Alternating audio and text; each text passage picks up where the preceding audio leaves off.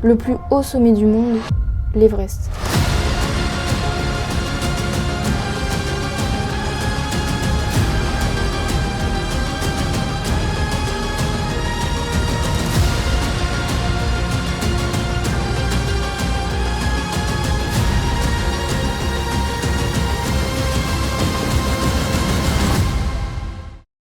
L'ascension en haute montagne, c'est une pratique très ancienne et comme chaque sport, le but c'est toujours d'aller de plus en plus haut et de battre les précédents records. C'est donc dans les années 1850 que ce sport prend de l'ampleur et va intéresser le monde entier. Mais il y a une montagne qui va susciter beaucoup d'intérêt, c'est l'Everest. Les Européens, ils vont pour la première fois en 1847 s'apercevoir que le plus haut sommet du monde, il se situe dans la chaîne de montagnes de l'Himalaya avec plus de 8000 mètres d'altitude. Le but pour les alpinistes est donc de monter cette montagne avant tous les autres. Mais à l'époque, un exploit comme ça, c'est assez compliqué et d'ailleurs ça fera beaucoup de victimes. Les expéditions de cette montagne ne seront lancées que dans les années 1920 par les Britanniques, mais sans aucune réussite. En effet, l'alpinisme n'est pas sans danger et monter l'Everest comporte de nombreux risques, les crevasses, la météo, le manque d'oxygène, les avalanches et bien d'autres. Mais la plus grande énigme du mont Everest reste l'ascension de George Mallory et Andrew Irvine. À l'époque, les Britanniques ne pensent qu'à être les premiers à arriver en haut de l'Everest, et donc ils organisent plusieurs expéditions. Après 2 tentatives loupées, c'est en 1924 qu'une nouvelle expédition est lancée, et c'est à ce moment-là que George Mallory et Andrew Irvine en font partie. Ils ne seront pas seuls et seront bien évidemment accompagnés par des Sherpas, des médecins, des photographes, des caméramans et bien d'autres alpinistes. Mais alors, qui sont George Mallory et Andrew Irvine ? Andrew Irvine n'a que 21 ans lorsqu'il fut sélectionné pour l'ascension de l'Everest. Il n'est pas du tout alpiniste de base, mais c'est un grand sportif et il a des capacités pour tout ce qui touche à la mécanique. Il est donc repéré très vite et sera très utile pendant l'opération car il apportera de nombreuses innovations, notamment sur les bouteilles d'oxygène. Il sera également un élément essentiel pour entretenir le matériel, que ce soit les appareils photo, les lits de camp ou les réchauds. Il sera donc très admiré et respecté par ses camarades, malgré son jeune âge. George Mallory, lui par contre, c'est un habitué de l'alpinisme et il est très connu pour ses qualités de grimpeur. Il aura grimpé de nombreux sommets avant l'Everest, mais son obsession reste de gravir le plus haut sommet du monde. Ce n'est d'ailleurs pas la première fois que Mallory fait partie d'une expédition avec les Britanniques, mais sans réussite. Pour lui, cette nouvelle expédition peut donc être la bonne et il mettra tout en œuvre pour y arriver. Les participants ne sont donc pas uniquement retenus pour leurs compétences d'alpinisme, mais aussi sélectionnés sur leur statut familial, leur expérience militaire, leur diplôme universitaire et plein d'autres critères. Les profils sont donc très différents et variés, mais en principe, ils permettent d'assurer tous les domaines. Le risque, c'est surtout que parmi les participants, certains n'ont jamais fait d'alpinisme. Le voyage pour la conquête du plus haut sommet du monde commence donc, et c'est fin mars 1924 que tous les membres de l'expédition arrivent à Darjeeling. Faire une ascension, ça peut prendre plusieurs semaines car il suffit pas juste de grimper et redescendre en quelques jours, mais c'est un peu plus délicat que ça. L'Everest fait plus de 8000 mètres d'altitude, il faut donc laisser le temps à notre organisme de s'habituer aux conditions d'altitude. Monter l'Everest prend donc plusieurs mois. Il est donc prévu que les alpinistes suivent le même itinéraire que les expéditions précédentes, c'est-à-dire une ascension depuis le col Nord. Sur cet itinéraire envisagé par les grimpeurs, l'arête nord-est semble permettre une bonne ascension jusqu'au sommet. Mais le seul problème se trouve à 8600 mètres, le deuxième réseau. C'est une formation rocheuse très raide d'environ 30 mètres mais qui sera inconnue en 1924. De nos jours, le deuxième réseau n'est plus aussi difficile qu'avant parce que les alpinistes l'ont équipé d'échelles, ce qui rend l'ascension plus rapide et facile. Comme je vous l'ai expliqué, l'ascension prend donc plusieurs semaines et il faut donc mettre en place des camps. Les alpinistes commencent donc leur ascension à la base du glacier où se trouve le premier camp à 5400 mètres. Pour transporter leur matériel, les alpinistes sont donc accompagnés par des Sherpas. Aujourd'hui, le terme Sherpa, il est surtout utilisé pour désigner les personnes qui accompagnent les alpinistes lors de leur ascension au sommet himalayen. Mais à l'origine, les Sherpas, c'était les Tibétains qui étaient installés au Népal et vivaient donc au pied de l'Everest. Ils étaient donc habitués depuis tout jeunes à grandir dans cet environnement. En tout, pour leur expédition, les Britanniques auront donc eu besoin de 150 porteurs. Début mai, le camp de base qui se situait à l'origine à 6000 mètres mais finalement avancé à 6400 mètres est enfin terminé. Mais c'est à ce moment-là que les péripéties vont commencer.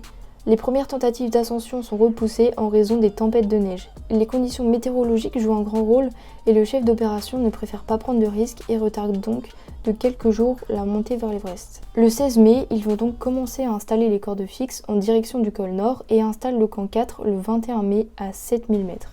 Il va donc y avoir plusieurs tentatives mises en place pour permettre la réussite de cette ascension. Les meilleurs grimpeurs seront sélectionnés et iront 2 par 2 tenter cette ascension.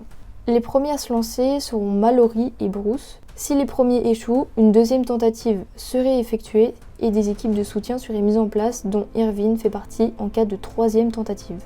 C'est donc le 1er juin que l'ascension débute pour Mallory et Bruce et sans recours aux bouteilles d'oxygène. Ce qui n'est pas un détail car à cette altitude, le manque d'oxygène peut être fatal. Ils partent donc accompagnés de 9 porteurs pour pouvoir installer le camp 5 à 7700 mètres. Mais ça ne va pas se passer comme prévu car le camp est beaucoup plus exposé que les précédents et donc les tempêtes de vent glacé vont être très violentes. Mais Bruce et Mallory, eux, ils veulent pas abandonner et veulent même continuer l'ascension pour l'installation du dernier camp, le 6e, comme il était prévu, sauf que ceux qui les accompagnent, ils ne sont pas du tout du même avis et vont donc pas vouloir continuer. Cette première tentative est donc loupée, mais sans victime ni blessés. La deuxième tentative est donc lancée le 2 juin, mais avec la même peur pour Norton et Somervell, les deux alpinistes britanniques, qui craignent que les porteurs ne veuillent pas continuer l'ascension en cas de mauvaises conditions météorologiques. Le lendemain, le camp 6 est finalement mis en place à 8170 mètres. Et le 4 juin, Norton et Somervell se lancent vers le sommet à 6h40. Tout paraît idéal pour l'ascension au sommet, mais par manque d'oxygène, les deux grimpeurs doivent donc s'arrêter beaucoup plus souvent et les efforts sont 10 fois plus difficiles qu'avec des bouteilles d'oxygène. Vers midi, Somervell ne peut plus continuer du tout et Norton décide donc de continuer seul et atteindra plus de 8500 mètres, ce qui devient le nouveau record d'altitude qui ne sera battu que 28 ans plus tard. Mais par la difficulté de l'ascension, le manque de temps et la fatigue, Norton décide de retrouver Somervell et redescendre. Les deux premières tentatives ont donc échoué et pour Mallory c'est très compliqué à encaisser. Il a une obsession pour l'Everest et ne veut pas repartir sans avoir atteint le sommet. Il voit quand même que ça va pas être si simple, mais il va en parler avec Norton qui pour l'instant est celui qui a réussi à aller le plus loin et il va lui confier son envie de faire une troisième tentative. Mais cette fois il veut tenter l'ascension avec des bouteilles d'oxygène et cette ascension il veut pas la tenter avec n'importe qui, mais il veut la monter avec Andrew Irvine qui n'est pas du tout alpiniste à la base.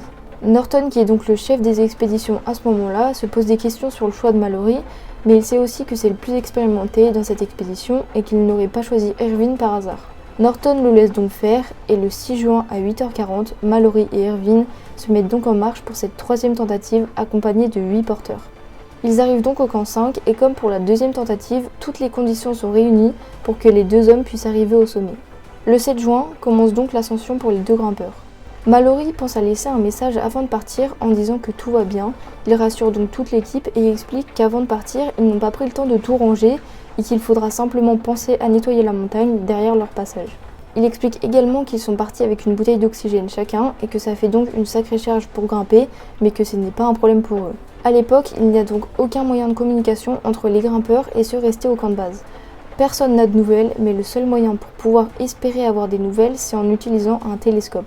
Le 8 juin, certains grimpeurs restés au camp de base se placent donc à un certain point de vue pour espérer voir les deux alpinistes, et si jamais Mallory et Irvine étaient aperçus, les caméras étaient déjà prêtes pour les photographier. Aucun signe de vie sur la montagne, et vers 10h, le temps commence à se couvrir et il est donc impossible de continuer à regarder le haut de la montagne au télescope. Mais si vous vous rappelez, Mallory avait laissé un mot la veille et avait indiqué qu'ils avaient dû partir tôt et donc qu'ils n'avaient pas eu le temps de nettoyer les camps d'où ils étaient partis. Il y avait donc eu des porteurs ainsi qu'Odell, qui est un alpiniste, qui était venu nettoyer le camp. Mais Odell, après ce nettoyage, il décide de rester et dormir au camp 6 pour pouvoir tenter d'apercevoir les deux grimpeurs au sommet et les féliciter au moment de leur redescente. Vers 12h50, Odell se situe à 7900 mètres et tente d'observer le sommet. À ce moment-là, il explique dans son journal qu'il voit simplement 2 petits points noirs vers le sommet de l'Everest. Odell pense donc que les deux alpinistes se situent à la base du deuxième réseau, le moment le plus complexe de l'ascension, mais Odell reste inquiet pour les deux grimpeurs parce qu'il semble avoir 5 heures de retard. Et en alpinisme, 5 heures de retard, ça peut être fatal. À ce moment-là, il décide de redescendre au camp 6, qui est le camp le plus haut, et comme ça il peut attendre Mallory et Irvine tranquillement. Mais vers 14h, la météo en a décidé autrement et il y a une énorme tempête de neige qui s'abat sur le camp. Odell, il ne veut pas rentrer au camp de base et veut vraiment soutenir les deux alpinistes. Avec la tempête de neige, il se dit que Mallory et Irvine ont peut-être du mal à se repérer et donc il va commencer à crier et siffler pour qu'ils puissent se repérer. 2 heures plus tard, la tempête se calme, mais toujours aucun signe des deux hommes. À ce moment-là, Odell, il est un peu inquiet, mais il décide quand même de redescendre pour éviter de passer la nuit seul et peut-être espérer qu'en bas, les alpinistes aient plus de nouvelles.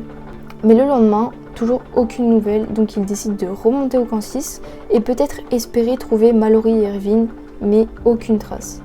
Il monte même jusqu'à 8200 mètres, mais rien. Le 11 juin, les Britanniques ne peuvent pas rester plus longtemps et quittent donc la montagne et mettent fin à l'expédition. Il va donc bien évidemment avoir des enquêtes sur leur disparition pour essayer de comprendre ce qu'il s'est passé et surtout savoir s'ils ont réussi à atteindre le sommet. Pour Odell, c'est sûr que Mallory et Irvine sont allés jusqu'au sommet parce qu'il les a vus quasiment en haut. Mais le problème, c'est qu'il n'y a pas de source sûre et à part se baser sur ce qu'Odell a vu, il n'y a aucun moyen de connaître ce qui s'est réellement passé. Il va donc y avoir plein de théories sur ce qui a pu se passer pendant l'expédition. Les années vont passer sans retrouver leurs traces, mais c'est seulement 75 ans plus tard que le corps de Mallory est retrouvé à une altitude de 8159 mètres. Son corps va donc être analysé pour essayer de comprendre ce qu'il s'est passé. Il n'a pas de blessures importantes, ce qui signifie que sa chute n'a pas dû être très haute. Cependant, ces blessures ne lui auraient pas permis de redescendre à pied et les médecins pensent même qu'après cette chute, il n'était plus conscient. Mais même avec son corps, il n'y a aucune preuve que les deux hommes soient montés jusqu'au sommet. La seule chose qui aurait permis de savoir, c'est leur appareil photo, mais que personne n'a retrouvé même aujourd'hui. Mais grâce à cet appareil, on aurait enfin eu le fin mot de l'histoire. Même de nos jours, personne n'est capable d'affirmer si Mallory et Irvine ont réussi ou non à atteindre le sommet. Certains disent qu'Odell aurait pu confondre les grimpeurs avec un vol d'oiseau ou qu'avec les équipements de l'époque et vu le temps qu'ils avaient eu pour monter, cela aurait été très compliqué d'atteindre le sommet. Et il ne faut pas oublier qu'Irvine n'avait aucune expérience en alpinisme, ce qui a dû compliquer encore plus leur montée. Finalement, ce sera le 29 mai 1953 que Hillary et Norgay deviennent les premiers hommes à atteindre le sommet de l'Everest avec certitude. Depuis, les alpinistes s'enchaînent pour eux aussi atteindre le sommet de la plus haute montagne du monde, mais il ne faut pas oublier que l'alpinisme reste dangereux et que l'Everest a déjà fait plus de 200 victimes. Il faut donc rester prudent et garder en tête que l'alpinisme reste un sport et qu'il faut parfois des années pour monter les plus hauts sommets du monde.